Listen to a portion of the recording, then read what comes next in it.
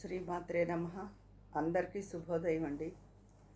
ఈరోజు ఇంద్రకీలాద్రిపై అమ్మవారు శ్రీ గాయత్రీదేవి అలంకరణ. వేదమాత ఆవిడ. ఆ తల్లిని ప్రార్థిస్తే మనకి జ్ఞానం అన్నీ వస్తాయండి. సమస్త వేదాలకు, జ్ఞానసారానికి అన్నిటికీ అధిదేవత ఆవిడ గాయత్రీదేవి. మాలో అయితే మగవాళ్ళు రోజు గాయత్రి చేసుకుంటారు, సంధ్య వార్చుకుంటారు. మిగతా వాళ్ళు, అలవాటు లేని వాళ్ళు, వేరే ఎవరైనా సరే ఆ తల్లిని మనస్ఫూర్తిగా దండం పెట్టుకుని ప్రార్థించవచ్చండి. సరే, ఈ భగవంతుడి విషయం ఇది. ఈరోజు ఒక ముఖ్యమైన విషయం చెప్తున్నానండి. సీరియస్ది కాదు, ఇది కొంచెం సరదాగా ఉండే విషయమే, కానీ ముఖ్యమైన విషయం. దానికంత ఇంపార్టెన్స్ ఇవ్వరు. కొంతమంది బాగా ఇచ్చేస్తారు, కొంతమంది పట్టించుకోరు. ఇప్పుడు మనం ఎక్కడికైనా వెళ్ళినా ఏదైనా దగ్గర చోటుకే కదా అని ఉన్న బట్టలతో వెళ్ళిపోతారు. మగవాళ్ళైనా లుంగీతోనో ముందు రోజు ఏదో వేసుకుని నలిపోయిన చొక్కాతోనూ వెళ్ళిపోతారు. ఆ ఏరియాలో వాళ్ళకి, అది షాపులో వాళ్ళకి మనం తెలుస్తాం అనుకోండి. అదే ఇంకొంచెం ముందుకు వెళ్తే మనం ఎవడో తెలియదు ఎవరికి. వాడు ఏదోలా మాట్లాడతారు. మనిషినికి ఎప్పుడు బట్టలను బట్టే విలువ ఇస్తారండి. వాళ్ళకి ఆస్తి ఎంత ఉందో, ఏముందో, వాళ్ళు మంచివాళ్ళో వాళ్ళ చెడ్డవాళ్ళో ఇవన్నీ వాళ్ళకి తెలియదు కదా. ముందు మనిషిని చూడగానే కొంచెం టిప్ టాప్గా ఉంటే ఒకలా మాట్లాడతారు. అందుకు ఉదాహరణ మీకు ఏంటో చెప్పనా? నవ్వు వస్తుంది వింటే మీకు కూడా. ఈ మధ్య మొన్న ఒంట్లో బాగుండక డాక్టర్ గారి దగ్గర కార్డు పెట్టడం. డాక్టర్ గారు కరెక్ట్గా, మా డాక్టర్ గారు 9ంటికి అలా వచ్చేస్తారు.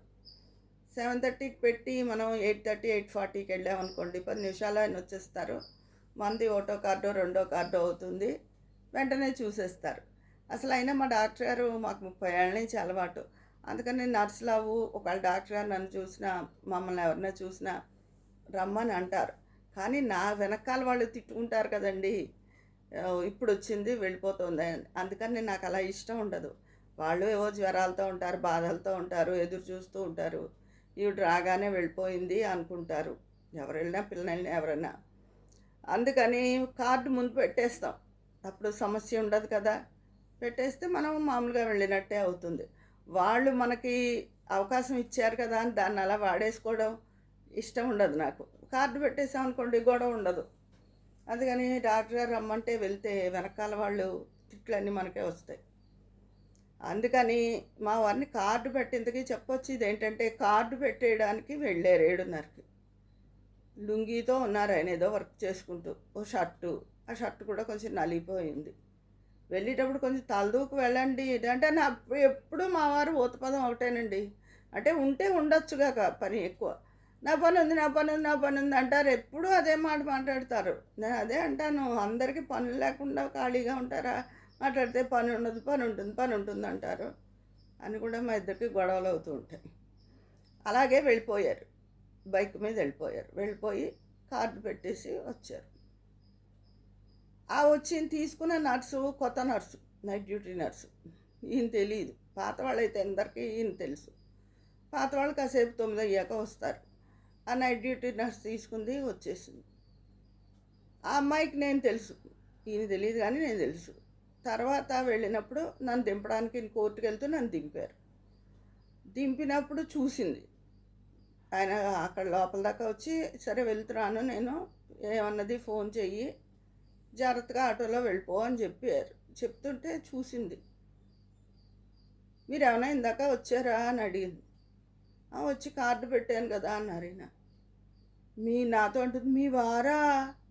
ఇందాక వచ్చింది మీ వారా ఈయన అని. ఇప్పుడేమో టిప్ టాప్గా ఇన్షర్ట్ చేసుకుని, వైట్ డ్రెస్ వేసుకుని, కోట్ వేసుకుని ఉన్నారు అఫీషియల్గా. ఇందాక పిచ్చాళ్ళలాగే ఉన్నారు ఆయన. అది మా వారనే అనుకోలేదు, ఎవరో అనుకుందిట అని చెప్పింది కూడా. పైగా అలాగే ఉంటాయి పనులు.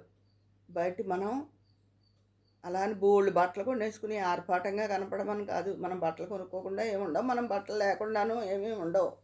మనకు ఉంటాయి కదా మనకు కావాల్సిన బట్టలు. చక్కగా శుభ్రంగా ఎక్కడికి వెళ్ళినా శుభ్రంగా వేసుకుని శుభ్రంగా వెళ్తే ముందు అవతలవాడు మనకు విలువ ఇస్తాడు. ఎలా పడితే అలా వెళ్ళిపోయి నువ్వు మంచివాడివైనా నువ్వు ఎలా ఉన్నవాడివైనా ఏమి ఆవిడ విలువ ఇచ్చేయడు. ముందు చూసి ఇది రూపమే, రూపము మనం వేసుకున్న బట్టలే అని లక్షసార్లు చెప్తాను దీనికి. ఈ సెంటర్లో అది వెళ్ళిపోతూ ఉంటారు. ఒక్కోసారి బోల్డ్ సార్లు ఆయన కొంచెం కాఫీ టీలు తాగుతూ ఉంటారు. మా సెంటర్లో ఎదురుగుండానే టీ షాప్ ఉంది. నేను కాఫీలు అవి ఎన్నిసార్లు ఇచ్చినా ఇప్పుడే వస్తానంటారు, కానీ ఆయన వెళ్ళి టీకే నాకు తెలుసు. టీ తిని అక్కడ 2 బిస్కెట్లు తినేసి వస్తూ ఉంటారు. ఇలాగే లుంగితో షర్ట్తో వెళ్ళిపోతూ ఉంటారు. వాళ్ళందరికీ తెలుసు కాబట్టి ఏమీ అనుకోరు. కొత్త వాళ్ళు అనుకుంటారు కదా, నలిగిపోయిన చొక్కా, తల దువ్వుకోలేదు, లుంగి ఏమనుకుంటారు, ఈయన లాయరు, మన దగ్గరికి వచ్చి వాళ్ళు డాక్టర్ గారికి బాగా ఫ్రెండ్స్, ఇవన్నీ ఎవరో అనుకోరు కదా. అప్పుడు కొంచెం మా వారికి అనుభవం అయింది. మళ్ళీ మొన్న ఎప్పుడో రెండోసారి ఇంకోసారి అయింది. ఆయనే చెప్తున్నారు, నువ్వు చెప్పింది నిజమే, అలాగే వెళ్ళాలి అని. విజయాపాల్ దగ్గరికి వెళ్తారు. విజయాపాల్ మా ఇంటి దగ్గర రకరకాలు అమ్ముతారు, విశాఖ హెరిటేజ్ అవన్నీ, కానీ మేము విజయావే వాడతాము. అయితే అవి కొంచెం ముందుకు వెళ్ళాలి, ఒక 2 వీధులు. అక్కడ ఎవడో రోజు ఉండేవాడు కాక కొత్తవాడు ఉన్నట్టు, వాడు సరిగ్గా పట్టించుకోలేదు. అప్పుడు ఇలాగే పిచ్చిలో వెళ్ళిపోయారు పొద్దున్నే. పైగా చెప్తున్నారు, నువ్వు చెప్పింది కరెక్ట్ అని. నేను చెప్పింది వినాలి కదా, మరి ఓ అనుభవం అయ్యాకైనా వినాలి కదా.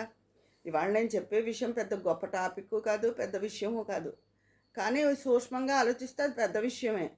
ఎందుకంటారా, మనం శుభ్రమైన మంచి బట్టలు వేసుకుని వెళ్తే, బట్టలు అంటే ఆర్భాటమైనవి అలా కాదు, కొంచెం మంచి లుంగి చక్కగా ఉతికింది, రాత్రి నుంచి ఉన్నది కాకుండా, మంచి షర్ట్ నలిగిపోయింది కాకుండా ఇంకో మంచి షర్ట్ వేసుకుని చక్కగా తాళదూకుని ఉంటే ఎవడు ఏం చేయడు, అవతల వాడు చేస్తాడు. ఎలా పడితే అలా వెళ్ళిపోతాను, ఎవడు నన్ను అనేవాడు ఎవడు అంటే అలాగే ఎవడు పట్టించుకోడు నిన్ను, ఎవరో అనుకుంటారు. ఎందుకంటారా, మనుషుల మంచితనానికి మామూలుగానే పెద్ద సమాజంలోనే వీళ్ళేదో చిన్నవాళ్ళు కొట్లవాళ్ళు అయి ఉండొచ్చు.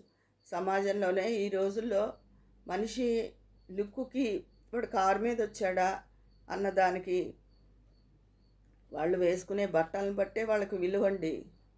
అంతేగాని నేను మంచివాడిని, మనం మంచివాళ్ళం కదా, మనం హుందా అయిన వాళ్ళం కదా, మనం మంచి కుటుంబం నుంచి వచ్చాము, ఇవన్నీ వాళ్ళకి తెలియదు. ముందు మన రూపాన్నే చూస్తారు. రూపం అంటే అందచందాలని కాదు, మన డ్రెస్సింగ్ విధానం అదీను హుందాగా ఉండాలి. అది ఎప్పుడు మన డ్రెస్సింగ్ విధానం ఎప్పుడూ హుందాగా ఉండాలి. మగవాళ్ళకైనా ఆడవాళ్ళకైనా ఎలా పడితే అలాగా ఎక్కడ పడితే అక్కడ వెళ్ళిపోతే అంత విలువ ఉండదు. మనకున్న బట్టల్లోనే చక్కగా ఉతికి గంజి పెట్టుకున్న చీరో అదో మంచి సిల్క్ చీరో ఏదో కట్టుకుని హుందాగా ఆడవాళ్ళు ఉండాలి. చిన్నపిల్లలు అయితే డ్రెస్సులు వేసుకుంటున్నారనుకోండి, వాళ్ళును వాళ్ళ విషయం వేరు, మన ఏజ్ వాళ్ళ విషయం చెప్తున్నాను. ఈ మగవాళ్ళు వాళ్ళు పట్టించుకోకుండా ఎలా పడితే వెళ్తే వాళ్ళని ఎవడు పట్టించుకోడు. అందుకని అందరూ నేను చెప్పిన విషయం కూడా నిజమో కాదో ఆలోచించండి. మీరు కూడా చక్కగా నీట్గా తయారయ్యే గుమ్మం అడుగు బయట పెట్టండి. అది ఎనీ టైం ఏదో మనకేదో రోగం వచ్చేసి ఒంట్లో బాగుండక అలా వెళ్ళిపోతూ ఉంటే ఆ ఒళ్ళు కాలిపోతూ జ్వరానికి, అది వేరు, తెలియదు. అలా కాకుండా ఒంట్లో ఏమాత్రం ఓపుకున్నా అలా ఉండాలి. మా ఇంట్లో అసలు చిన్నప్పుడు మా అమ్మగారు కానీ మా అమ్మగారు కానీ కొంచెం జ్వరాలకి 100, 102 జ్వరాలకి లెక్క చేసేవారు కాదండి.